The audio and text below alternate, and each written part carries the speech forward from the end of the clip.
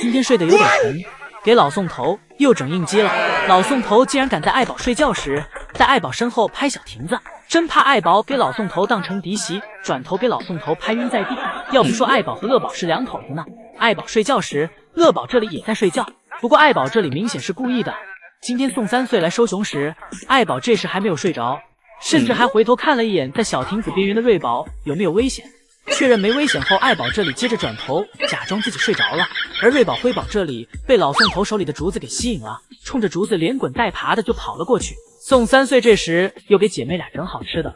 而辉宝一向觉得姐姐手里的才是最好吃的，爷爷给辉宝的，辉宝转头就扔了，起身去抢姐姐的，而瑞宝则不挑，给哪一根就吃哪一根。辉宝吃了2口，接着就扔了，转头去问老宋头要小苹果。而瑞宝则给辉宝刚才扔的竹子捡起来了。瑞宝真是遗传了爱宝那不挑食且节约粮食的优良品行。瑞宝安稳吃竹子时，辉宝一直在门口兜兜转转，也不知道到底想要干嘛。总之就是不能让自己闲着。辉宝真是浑身是戏，一会儿也不知道辉宝想到了什么，突然一声不吭的跑回家了。瑞宝看妹妹回去了，起身也要走。瑞宝这里走时还没空着手，将刚才爷爷给自己的那2根竹子也带了回去，打算带回家和妹妹继续享用。瑞宝是懂过日子的，最后只剩下爱宝了。老宋头走出门，给爱宝在小亭子上放了一块小苹果，然后又拍打了几下小亭子，试图给爱宝唤醒，但往往装睡的人是叫不醒的。爱宝这里明显是装睡，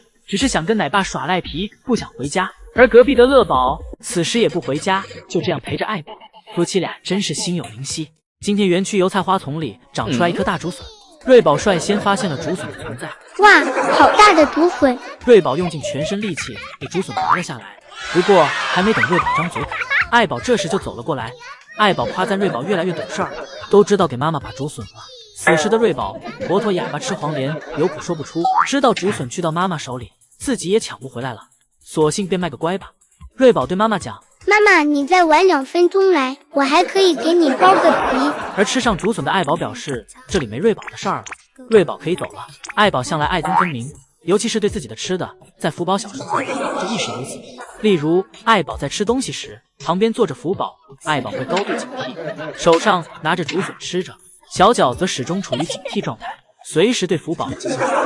而现在2胎了，爱宝依旧保持着自己的这个好习惯，就算自己身边的小零食很多，那也不能分给瑞宝和辉宝，胡萝卜和竹笋爱宝都要，给一旁的瑞宝疼得直流口水。就算瑞宝在旁边不断的哀求，爱宝仍是不为所动。在小零食面前，女儿是可有可无的，除非爱宝吃饱了，吃到不想再吃时，剩下的那些瑞宝和辉宝可以捡起来吃。而2个爷爷可看不了这种事情，况且现在对韩国来说是竹笋盛产时期，以前吃不上竹笋就算了，现在正是竹笋多到吃不完的时候。而每到这种时候，爷爷们会让爱宝先回家，自己偷偷来到园区给其送竹笋。福宝小时候就是如此，虽然福宝的竹笋每次都吃不了几口就会被扔掉，爷爷们仍是想让福宝品尝熟悉竹笋的味道，表示让其用来磨磨牙也是好的。最好的是能够早点接受竹子的味道，让爱宝摆脱喂奶的痛苦。而现在瑞宝、辉宝也一样，现在爱宝给瑞宝和辉宝喂奶比当时给福宝喂奶时更要辛苦，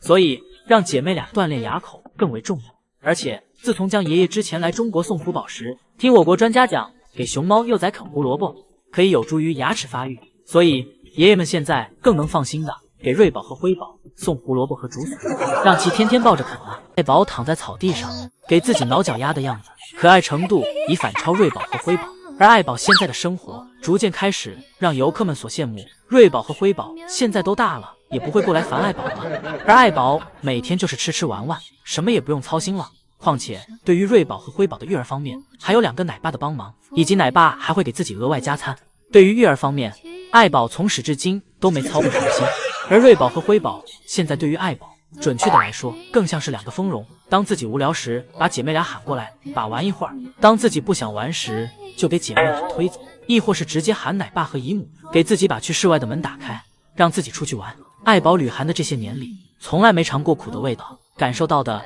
只有奶爸们对自己的爱。从刚来韩国时，爱宝对园区的不适应，以及对社内没有安全感，爷爷们便想尽办法给爱宝提供足够的安全感，将爷爷对爱宝不敢来室外，将爷爷给园区放满小零食，让爱宝感觉到在室外园区只有甜没有苦。爱宝晚上内心不安，不敢入睡，将爷爷就搬小床来爱宝身边。当爱宝怀福宝时，从开始时的待产，爷爷们便24小时不间断的守护，不分白天和黑夜，而且怕打扰到爱宝，爷爷们经常打着一个微弱灯光的手电，摸黑对其照顾。另外还有多名饲养员在监控器前守着。那段时间，爱宝的青团和小便，爷爷们对其的小心程度堪比如获至宝。因为有了这些，兽医就能从中分析出爱宝今日的身体状况如何。而在爱宝生孩子后，爷爷们对其更是加倍重视，不管是生完福宝还是生完瑞宝和辉宝，爷爷给予爱宝的照顾都是一如既往的体贴。饭来张口的画面，我们看得更是数不胜数了。而将爷爷徒手给爱宝用纸巾擦拭身旁尿液的画面，更是让宝家粉丝们看到落泪。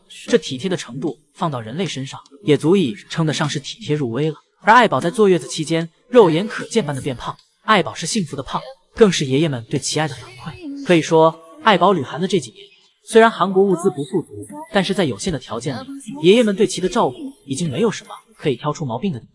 甚至有很多粉丝看了表示，这才是国宝应有的待遇。今天爱宝让瑞宝和乐宝先回去，自己跟他们的爸爸乐宝说会儿悄悄话。瑞宝和辉宝也很是听话，就这样一前一后的先回了家。